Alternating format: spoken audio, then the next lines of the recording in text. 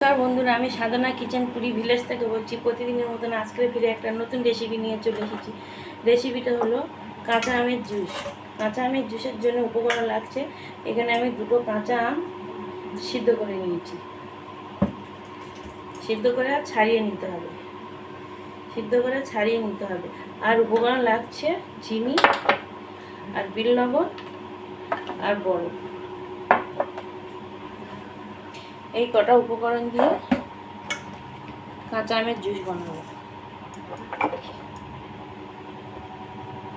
আমি সবকটা উপকরণ একসঙ্গে মিক্সচারে দিয়ে পেস্ট করে নিয়ে এসেছি।